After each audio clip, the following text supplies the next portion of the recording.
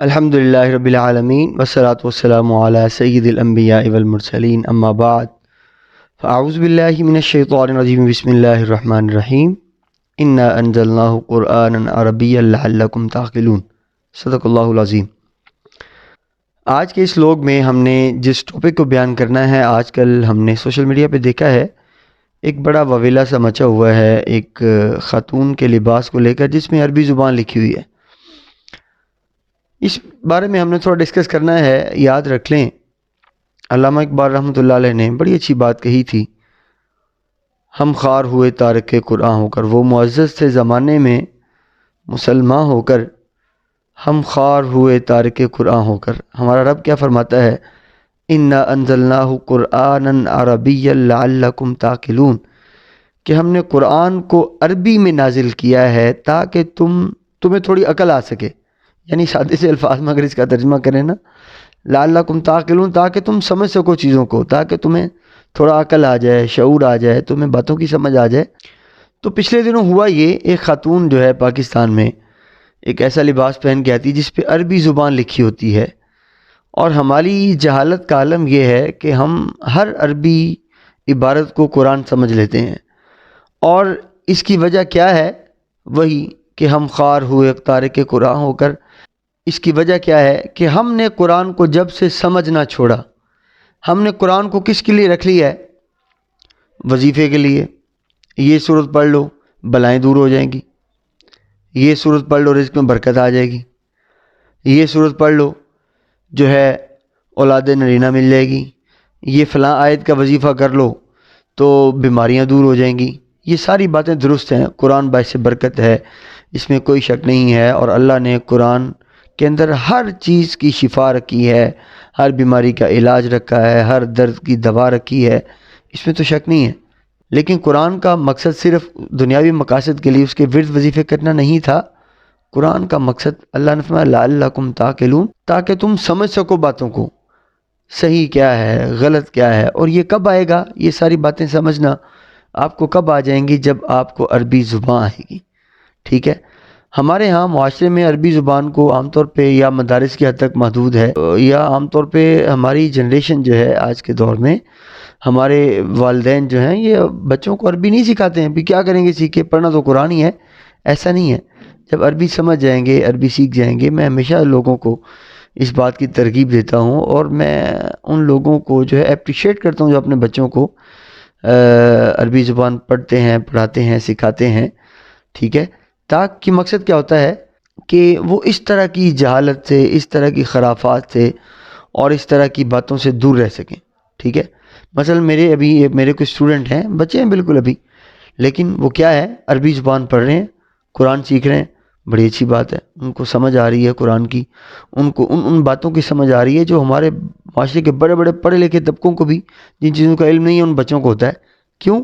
کیونکہ وہ قرآن کو صرف ورد وظیفے کے لیے پڑھتے نہیں بلکہ اس کو سمجھتے ہیں، ٹھیک ہے؟ تو اللہ فرماتا ہے انا انزلناہ قرآنا عربیا لعلکم تعقلون، ہم نے قرآن کو عربی زبان میں نازل کیا ہے تاکہ تم سمجھ سکو۔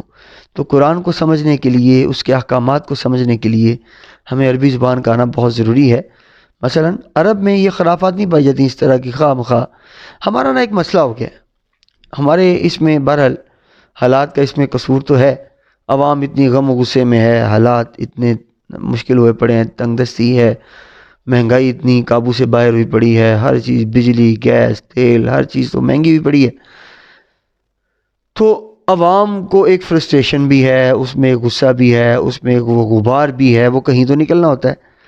اب ہمارے ہاں چونکہ تقویٰ تو میں اکثر دوستوں کو کہتا ہوں کہ ہمارے معاشرے میں تقویٰ تو کہیں کھو کر رہ گیا ہے۔ یعنی جب تقوی کی بات کی جاتی ہے تو میں کہتا ہوں یار تقویٰ تو ہم سے کھو گیا کہیں پہ۔ تقویٰ ہم نے جن چیزوں کا نام رکھ لیا یہ تقویٰ نہیں، تقویٰ تو ایک اور ہی چیز کا نام ہے جو چونکہ اب کھو گیا ہے تو اس کو سمجھنا بھی تھوڑا مشکل ہے۔ بہرحال ہمارے معاشرے کی ایک پرابلم یہ ہے، ہم نے جو بھی اپنے معاشرے میں آبزرو کرتے ہیں، ہم نے جو دین ہے نا، اپنا دین قرآن ہے، دین ہے، اسلام ہے، اسلامی شعار ہیں، ہماری دینی اقدار ہیں، ان کو ہم نے اپنا غصہ نکالنے کے لیے رکھ لیا ہے، ان کو ہم نے لوگوں سے بدلہ لینے کے لیے رکھ لیا ہوا ہے، ان کو ہم نے ان کو ہم نے انتقامی کارروائیوں کے لیے خاص کر لیا ہوا ہے. کسی سے انتقام لینا ہو دین کو بیچ میں لے آتے ہیں, کسی پہ غصہ نکالنا ہو دین کو بیچ میں لے آتے ہیں, کسی پہ کوئی فتویٰ لگانا ہو غصہ اپنا نکالنا ہوتا ہے دین کو بیچ میں لے آتے ہیں. قرآن آ جاتا ہے, حدیث آ جاتی ہے, اور پتہ نہیں کیا کیا آ جاتا ہے, ٹھیک ہے. اور جہاں قرآن حدیث نہ آئے وہاں دینی شعار آ جاتے ہیں. مثلا میں آپ کو مثال دیتا ہوں, پگڑی ہے, ٹوپی ہے, لوگ اس کا استعمال کر لیتے ہیں. مثلا داڑھی ہے, بڑی کیوں نہیں ہے, چھوٹی کیوں ہے, لوگ اس طرف آ جاتے ہیں, یہ دینی شعار کی طرف آ جاتے ہیں. اور بڑے مزے کی بات آپ کو بتاتا چلوں, مجھے ایک بار علماء کی کمیٹی تھی, وہاں بیٹھا تھا, تو وہاں یہ مسئلہ چھڑ گیا, جی آپ کی داڑھی جو ہے سنت کے مطابق نہیں ہے, یہ سنت موقدہ ہے, اور سنت موقدہ اگر ترک کی جائے تو بندہ فاسق ہو جاتا ہے. اور اللہ کی شان دیکھیں کہ جو شخص یہ بات کر رہا تھا اس نے داڑھی تو چلو رکھی ہوئی تھی, زلفیں مبارک نہیں تھی اس کی. ہمارے آقا صلی اللہ علیہ وسلم کی زلفیں بھی پوری تھیں, ٹھیک ہے, تو ایسا کچھ نہیں تھا. اب جب میں نے ان سے یہ بات کی کہ یار آپ دیکھیں کہ اگر سنت موقدہ کی بات کر لیں تو سرکار کی زلفیں مبارک بھی آپ نے ساری زندگی رکھی ہیں, تو اب یہ لوگوں کے دیکھیں کس طرح ہم نے دین کو صرف انتقامی کارروائی کے لیے رکھا ہوا ہے, غصہ نکالنے کے لیے, اور خواہ مخواہ کسی کو دھندے فساد کے لیے ہم نے خاص کر لیا ہوا ہے کرنے کے لیے. تو اس شخص کا آگے سے جواب آیا, دیکھیں جی وہ سرکار نے 1-2 بار ٹرینڈ کروانے سے لیا تھا, وہ سنت موقدہ ختم ہو گئی. یعنی یہ لوگ جو داڑھی کے نام پہ کس طرح لوگوں کو فاسق کہہ دیتے ہیں, فاجر کہہ دیتے ہیں, اور ان کی اپنی زلفیں تو ہوتی ہیں, جب ان سے زلفوں کا پوچھا جائے تو وہ یہ بہانے کی طرف آ جاتے ہیں. یعنی دیکھیں آپ اس پوائنٹ کو سمجھیں کہ ہر انسان نے دین کو جو ہے اپنے مقاصد کے لیے استعمال کرنے کے لیے رکھا ہوا ہے, اور وہ اس کے مطابق عمل کرتا ہے اور کرتا چلا جاتا ہے. اب یہاں اس نقطے کو سمجھیں کہ لوگوں نے کس طرح کہ جہاں ان کی دکانداری کی بات آ جائے, جہاں ان کے اپنے کام کی بات آ جائے, وہاں فاسق کا فتویٰ لگا دیتے ہیں. اور جب یہی قاعدہ ان سے پوچھا جائے کہ سنت تو آپ نے بھی ترک کی ہوئی ہے, تو وہ کہتے ہیں نہیں یہ موقدہ نہیں ہے لہذا ہم نے ترک کر دی.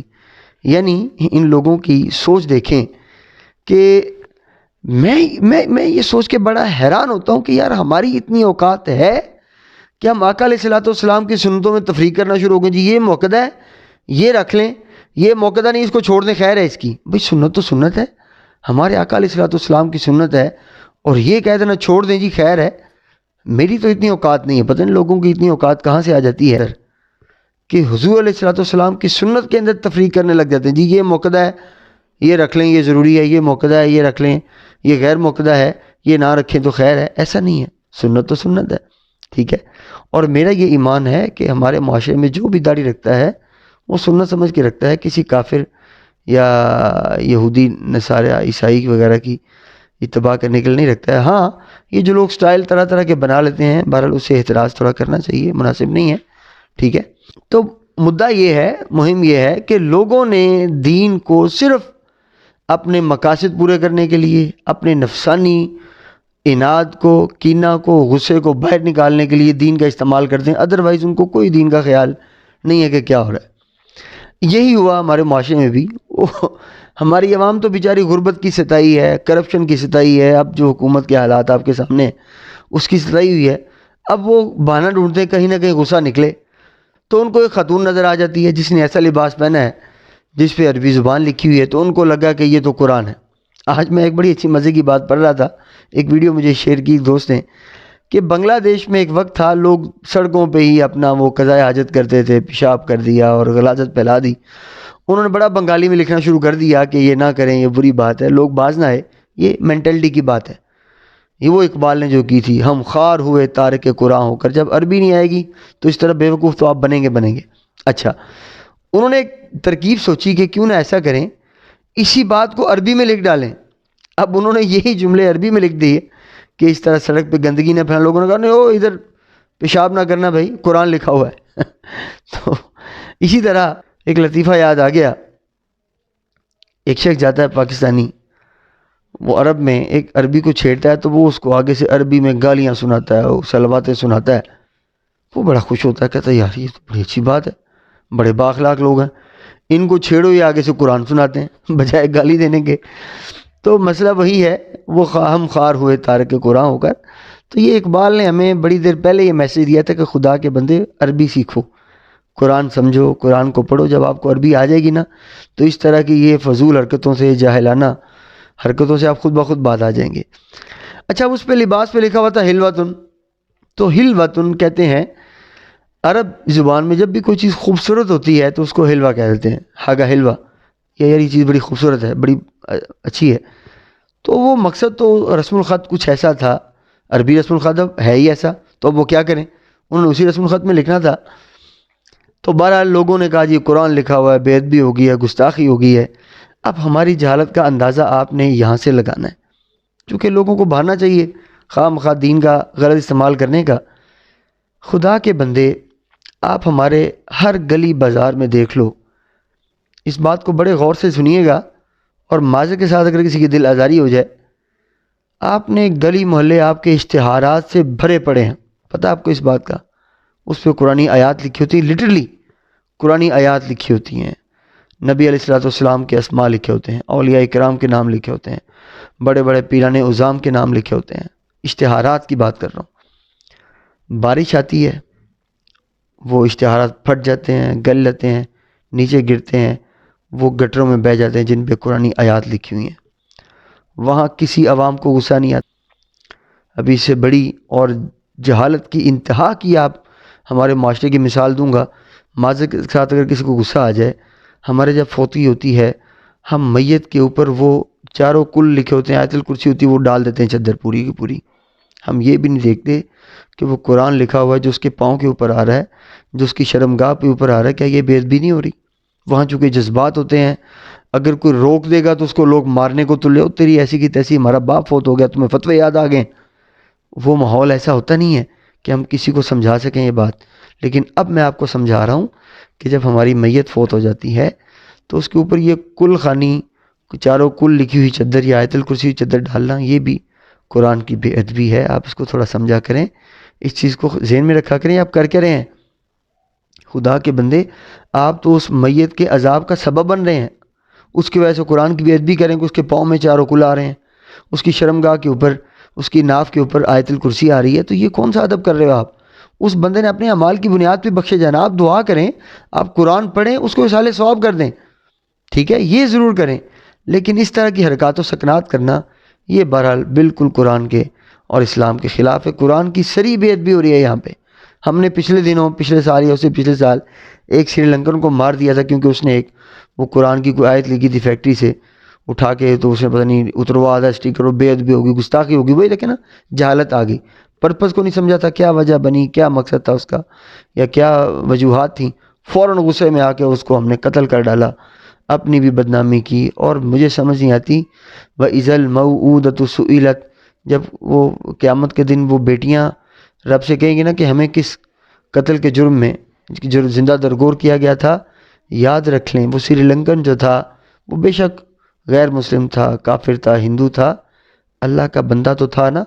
وہ قیامت کے دن پوچھے گا ضرور رب سے کہ مجھے کس جرم کی سزا دی گئی بھئی، اس طرح گیا مجھے بے دردی کے ساتھ. تو ان لوگوں کو حساب دینا پڑے گا وہاں پہ. بے شک آپ مومن ہیں، آپ نے ایک اللہ کے بندے کو مارا بغیر وجوہات کے، عدالتیں موجود ہیں، پولیس موجود ہے، تمہیں کس نے اختیار دیا ہے کسی کو یوں قتل کرنے کا؟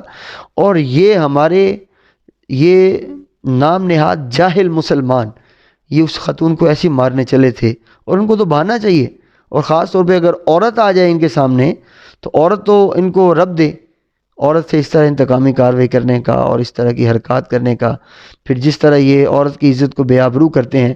ایک وہ ٹک ٹاکر بھی تھی، 14 اگست پہ ایک واقعہ ہوا تھا، انہوں نے جو حرکتیں اس کے ساتھ کی. یہ وہ ہماری عوام ہے جو نمازیں پڑھتی ہے، یہ وہ ہماری عوام ہے جو بڑی غیرت مند ہے، اپنے آپ کو غیرت مند کہتی ہے، اور بیٹیوں کی عزتوں کی بات کرتی ہے، حفاظت کی بات کرتی ہے. اور جب ان کو موقع ملتا ہے کسی خاتون کے ساتھ تو یہ فوراً درندے، ان کو بہانا چاہیے درندے بننے کے لیے. تو بہرحال میرا یہ مشورہ ہے کہ خدا کے بندو، آپ عربی زبان سیکھیں. عربی زبان سیکھیں گے، آپ کو قرآن آئے گا، آپ کو حدیث ہے کہ آپ کو اسلام آئے گا. جب اسلام آئے گا آپ کو کم از کم وہ عبارت اگر پڑھنی آ جاتی نا کہ اس لباس پہ لکھا کیا ہوا ہے، تو یوں جانور نہ بن جاتے سارے، یوں جاہلوں کی طرح رویہ نہ اپناتے، بلکہ ایک مہذب قوم کی طرح سمجھتے. یار عربی لکھی ہوئی ہے نا. اب میں آپ کو چند ایک مثالیں دیتا ہوں. عرب کے اندر چلے جائیں، وہاں گٹر کے ڈھکن کے اوپر بھی عربی لکھی ہوتی ہے، ٹھیک ہے، بلکہ ابھی سے یہ پکچر آپ کو دکھاتا ہوں میں یہاں پہ، ایک وہ کوئی جاہل صوفی بنا پڑا، پتہ نہیں کیا، اتنا جاہل قوم ہے یہ، اتنی جاہل قوم ہے. ایک بابا ہے کوئی کسی دربار پہ بیٹھا ہوا ہے، اور وہ وہی چادر اوڑھ کے بیٹھا ہوا ہے جس پہ چاروں کل شریف لکھے ہوئے ہیں، آیت الکرسی لکھی ہے، اور وہ اس کے پاؤں میں آ رہی ہے. وہاں کوئی بے ادبی نہیں ہو رہی، کسی کو بے ادبی نظر نہیں آئی، اور کسی عورت کو دیکھ لیا ہے، اور اس کو اصل تو اندر کی ہوس ہے نا کہ عورت کو بس چھیڑنے کا اور اس کو ٹچ کرنے کا بہانہ مل جائے آپ لوگوں کو. تو بس اللہ تعالیٰ معاف کرے، ہماری نیتوں کو اللہ جانتا ہے. لیکن بہرحال یہ بہت افسوس ہوا، اور پوری دنیا میں آپ کی بدنامی اتنی زیادہ ہوئی کہ آپ کی سمجھ سے باہر ہے کہ یار یہ جاہل قوم ہے، یہ قوم ہے، یہ باشعور ہے، یہ پاکستانی قوم ہے. اور پہلے ہی ہمارے جھنڈے لگے ہوئے ہیں پوری دنیا کے اندر، پوری دنیا ہنس رہی ہے ہمارے اوپر، اور اوپر سے اس طرح کی حرکتیں ہم شروع کر دیں گے تو بنے گا کیا. اب یہاں عربی سیکھیں، میں پھر آپ کو کہوں گا عربی سیکھیں، کیونکہ اگر آپ یہ لباس عربی عبارت لکھنے کی بات آ جائے تو عرب کے اندر تو غیر مسلموں کی کتابیں بھی عربی میں لکھی ہوئی ہیں. تو وہاں تو مطلب اب عام بندہ کہے گا لو جی یہ تو عیسائی نے پکڑا ہوا ہے، قرآن پکڑا ہوا ہے. تو یہ جو ساری یہ اس طرح کی جاہلانہ عادات ہیں اور اس طرح کے واقعات ہوتے رہتے ہیں جہالت پر مبنی، اس کی وجہ صرف ہماری عربی زبان سے دوری ہے. تو خدا را خود بھی عربی سیکھیں، اپنے بچوں کو بھی عربی سکھائیں، تاکہ جس قرآن کو آپ ورد وظیفے کے طور پہ استعمال کرتے ہیں اس کو سمجھنا شروع کریں. جب آپ سمجھ لیں گے نا تو آپ کے اندر حوصلہ، برداشت، وسعت، آپ کی سوچ بڑی ہو جائے گی. اسلام کی رواداری، سماحت، یہ چھوٹی چھوٹی باتوں کے لیے آپ کو مولویوں کے پاس نہیں جانا پڑے گا. جب آپ چھوٹی چھوٹی باتوں کے لیے مولوی کے پاس نہیں جائیں گے تو تفرقہ بازی سے خود بخود بچ جائیں گے. جب آپ کو خود قرآن آتا ہوگا، جب آپ کو خود حدیث آتی ہوگی، تو سوچیں کس طرح آپ اتحاد کی طرف آ جائیں گے، کس طرح آپ ایک قوم متحد ہو کر بن جائیں گے، اور تفرقہ بازی سے خود بخود آپ کو نجات مل جائے گی. اس کا واحد حل صرف یہ ہے، عربی زبان کو سمجھیں، عربی زبان کو سیکھیں، تاکہ اس طرح کے فتنوں سے آپ محفوظ رہ سکیں، خود بھی رہیں، دوسروں کو بھی رکھ سکیں. عربی ایک زبان ہے، ہاں قرآن نے اس میں نازل ہو کر اس زبان کو وہ شرف بخشا ہے، اس میں کوئی شک نہیں ہے. اللہ تعالی ہمیں عمل کی توفیق عطا فرمائے. اللہ تعالی ہمیں عربی زبان کو سیکھنے کی اور قرآن کو سمجھنے کی توفیق عطا فرمائے. صرف پڑھنا کافی نہیں، یاد رکھیں جتنا مرضی پڑھتے رہیں آپ ہدایت تب تک نہیں پا سکتے جب تک آپ خود قرآن پڑھنا، جب تک آپ خود قرآن سمجھنا شروع نہیں کر دیں گے تو آپ تب تک مکمل ہدایت نہیں پا سکتے. قرآن کو سمجھنا سیکھیں، عربی زبان کو سیکھیں، حدیث کو سیکھیں. جب آپ کو عربی زبان آ جائے گی آپ کو قرآن بھی آ جائے گا، حدیث بھی آ جائے گی. یاد رکھ لیں، آپ کو کسی ترجمے کی ضرورت نہیں پڑے گی، اور آپ کو تفرقہ باز مولوی کے پاس تو بالکل جانے کی ضرورت نہیں پڑے گی چھوٹی چھوٹی باتوں کو سیکھنے کے لیے. اللہ تعالی ہمیں شعور عطا فرمائے، اللہ تعالی ہمیں قرآن کا شعور عطا فرمائے، قرآن کی سمجھ عطا فرمائے، عربی زبان کو سیکھنے کی توفیق عطا فرمائے. السلام علیکم ورحمۃ اللہ وبرکاتہ.